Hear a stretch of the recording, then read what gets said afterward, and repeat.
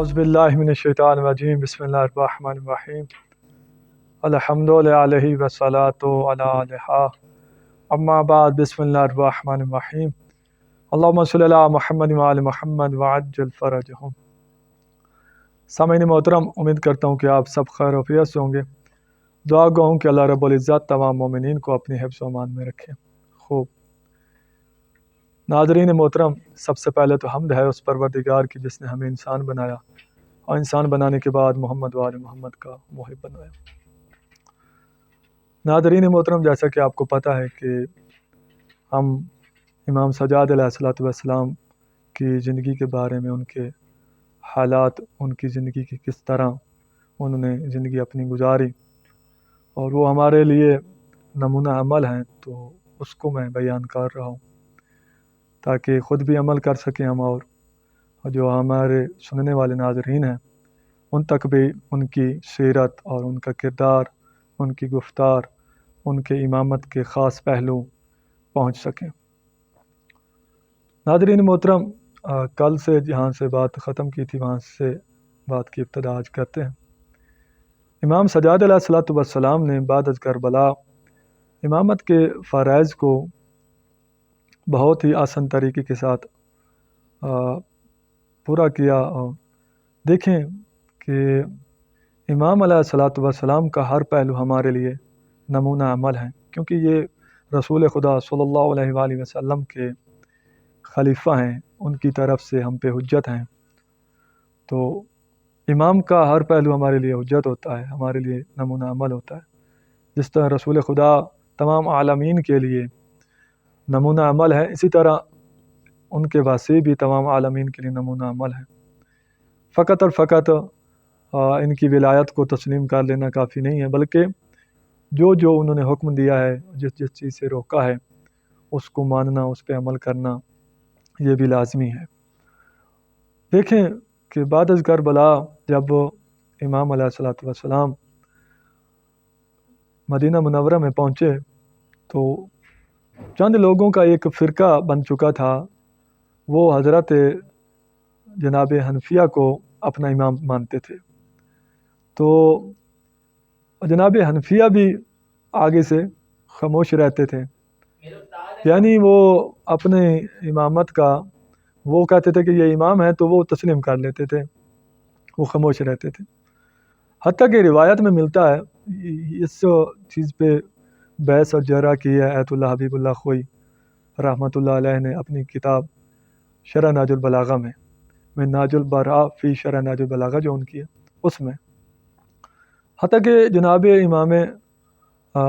زین العابدین علیہ السلام کو جناب حنفیہ نے بولا کہ آپ سے میں بہتر ہوں، کیونکہ ایک تو میں آپ کا چچا ہوں، دوسرا آپ سے عمر کے لحاظ سے بڑا ہوں، تو لہذا میں ہی امام ہوں، آپ میری امامت کا اقرار کریں۔ تو امام سجاد علیہ السلام نے فرمایا کہ نہیں، میں امام ہوں، میں حجت خدا ہوں، امام حسین علیہ السلام نے مجھے منتخب کیا ہے، خود خدا نے مجھے منتخب کیا، تو آپ اس دعوے سے باز رہیں۔ مگر انہوں نے تسلیم نہ کیا، حتیٰ کہ انہوں نے کہا کہ آپ ایسا کریں کہ حجر اسود کے پاس جاتے ہیں، وہاں پہ جا کے پکارتے ہیں، حجر اسود جس کو جواب دے گا وہی امام ہوگا۔ تو اس بات کا امام زین العابدین علیہ السلام اور جناب حنفیہ کے درمیان یہ تعین ہو گیا، اس بات پہ اتفاق ہو گیا۔ خوب، جب اتفاق ہوا تو حجر اسود کے پاس پہنچے تو انہوں نے پھر جناب حنفیہ نے بہت ساری دعا کی، اور دعا کرنے کے بعد حجر اسود کو مخاطب ہوئے کہ میری ولایت اور میری امامت کی تم گواہی دو، تو حجر اسود خاموش رہا۔ پھر امام زین العابدین علیہ السلام نے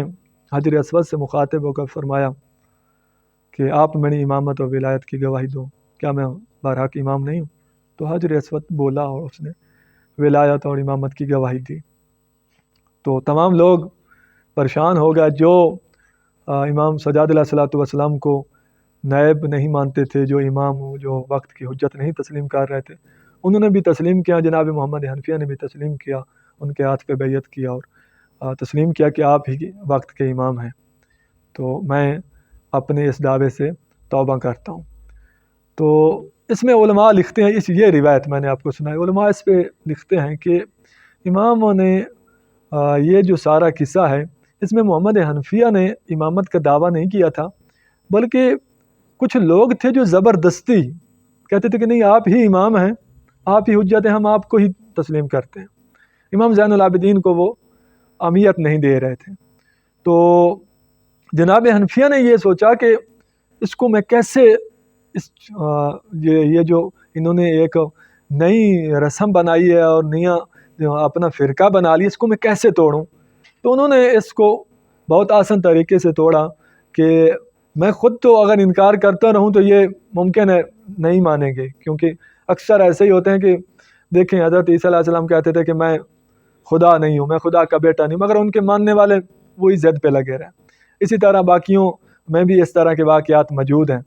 تو جب محمد حنفیہ نے سوچا کہ یہ تو تسلیم نہیں کر رہے، تو انہوں نے پھر حجر اسود کی طرف یعنی ایک طریقہ کار انہوں نے اپنایا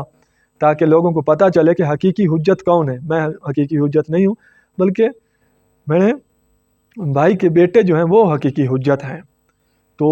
گویا محققین لکھتے ہیں یہاں کہ گویا محمد حنفیہ مولا کی ولایت اور امامت کو لوگوں کے سامنے اشکار کرنا چاہتے تھے اور سمجھانا چاہتے تھے اس طریقے کے ساتھ کہ تم مجھے مت مانو امام، یہ امام ہے جس کی میں پیروی کر رہا ہوں، جس کو میں امام تسلیم کر رہا ہوں، جس کی حجر اسود نے گواہی دی ہے، یہ امام ہے۔ تو معصومین علیہ الصلوۃ والسلام یہ حقیقت ہے، اور یہ اس سے کوئی بھی شیعہ علماء میں سے کوئی بھی اس کا منکر نہیں ہے کہ معصومین علیہ الصلوۃ والسلام میں سے چاہت معصومین علیہ السلام کو اللہ نے معجزات عطا کی ہیں۔ وہ چاہیں تو کسی سے بھی کلام کریں، وہ کلام کر سکتے ہیں، وہ بے جان چیز سے بھی کلام کر سکتے ہیں،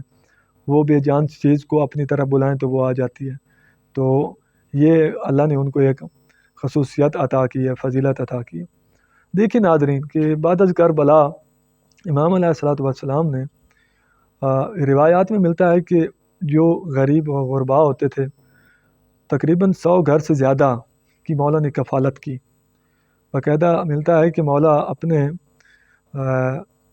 خود کندھوں پہ اور پشت پہ باقاعدہ بوریاں اٹھاتے تھے سامان کی اور گھروں میں پہنچاتے تھے، اور اس طرح انہوں نے کفالت کی کہ لوگوں کو پتہ ہی نہیں ہوتا تھا ہمارے گھروں میں کون پہنچا جاتا ہے۔ رات کو پہنچاتے تھے، ان کے گھروں دروازے پہ رکھ کے دروازہ کھٹکا کے آ جاتے تھے، تو لوگ آتے تو وہ سامنے سامان ہوتا۔ یہ سیرت امیر المومنین میں بھی اسی طرح ملتا ہے کہ امیر المومنین علیہ الصلوۃ والسلام بھی اسی طرح کرتے تھے کہ وہ بھی رکھ کر آ جاتے تھے، لوگوں کو پتہ نہیں ہوتا تھا۔ جب مولا کو ضربت لگی تھی تو 3 دن مولا بیمار رہے، بستر بیماری پہ رہے، تو اس وقت کوئی پہنچانے تو گیا نہیں۔ تو بعد میں جب مولا کی شہادت ہوئی تو وہ یتیم، وہ مسکین جو انتظار بچے کرتے تھے کہ وہ آئے گا، جو عبد خدا آتا ہے ہمارے تک پہنچائے گا تو ہم کھائیں گے، وہ تو آتے نہیں تھے 3 دن تک تقریباً۔ تو پھر مولا کی جب شہادت ہوئی تو پھر ان لوگوں کو پتہ چلا کہ یہ تو امیر المومنین علیہ الصلوۃ والسلام تھے، ہمیں تو پتہ ہی نہیں تھا۔ تو پھر جب وہ طبیب نے بولا تھا کہ دودھ کی ضرورت ہے، اگر دودھ ان کو پلایا جائے دوائی پلا کے تو ممکن ہے وہ صحیح ہو جائیں، تو اس وقت تمام یتیم و مسکین بچے اپنے اپنے طریقے کے ساتھ وہ دودھ لے آئے مولا تک۔ یعنی یہ مولا کی سیرت پہ مولانا امام سجاد علیہ الصلوۃ والسلام نے بالکل انہی کی سیرت کو اپنایا اور عمل کیا۔ تو اس کے بعد مولا نے کیا کیا کہ یتیم و مساکین اور بیوہ جو کربلا میں بیوہ ہو چکی تھی کچھ مستورات، تو ان کی انہوں نے شادی کروائی۔ شادی یہ نہیں کہ امام فقط روتے رہتے تھے 24 گھنٹے، ٹھیک ہے روتے تھے، وہ غم امام حسین علیہ الصلوۃ والسلام میں روتے تھے، مگر ساتھ وہ اپنے فرائض امامت نہیں بھولے۔ انہوں نے شادیاں کرائیں مساکین کی، غریبوں کی اور بیوہ عورتوں کی، یہ بھی روایات میں موجود ہے۔ اس کے علاوہ امام کے بارے میں ملتا ہے، یہ آپ بھی ضرور کریں ناظرین، ہم بھی کوشش کرتے ہیں کہ اس کو ہم بھی اپنانے کی کوشش کریں، آپ بھی کریں، کہ بعد از کربلا امام علیہ الصلوۃ والسلام خاک شفا اپنی جیب میں رکھتے تھے، ہمیشہ خاک شفا اپنی جیب میں رکھتے تھے۔ اس کی علماء لکھتے ہیں 2-3 علتیں ہو سکتی ہیں، یا تو مولا اپنی حفاظت کے لیے رکھتے تھے کہ خاک شفا اپنے پاس رکھی جائے،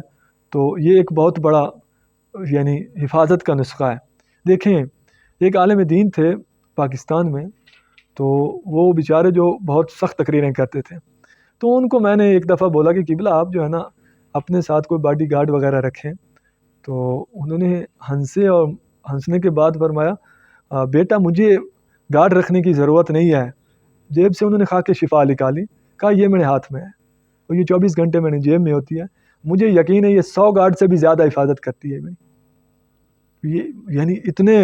ان کو عقیدہ تھا اور یقین تھا۔ تو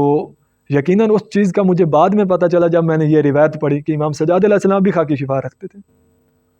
تو یقیناً علماء کی جو سیرت ہوتی ہے اس میں کوئی نہ کوئی پیچھے راز ہوتا ہے۔ تو وہ انہوں نے بولا کہ 100 گارڈ سے بھی زیادہ حفاظت میں نہیں کرتی ہے، تو مجھے اس وقت تو تعجب ہوا، مگر اس کے بعد میں مجھے اب پتہ چلا کہ حقیقت ہے ایسی۔ تو اس کے علاوہ علماء لکھتے ہیں یا تو وہ حفاظت کے لیے رکھتے تھے امام سجاد علیہ السلام خاک شفا، یا سجدہ کرنے کے لیے۔ تو سجدے گاہ کیونکہ خاک شفا پہ اگر سجدہ کیا جائے باقی مٹی کے بجائے تو زیادہ فضیلت رکھتا ہے، یا سجدہ کرنے کے لیے رکھتے تھے، یا مولا جو ہے وہ شفا کے لیے رکھتے تھے، اگر کوئی بیماری لاحق ہو تو اس کو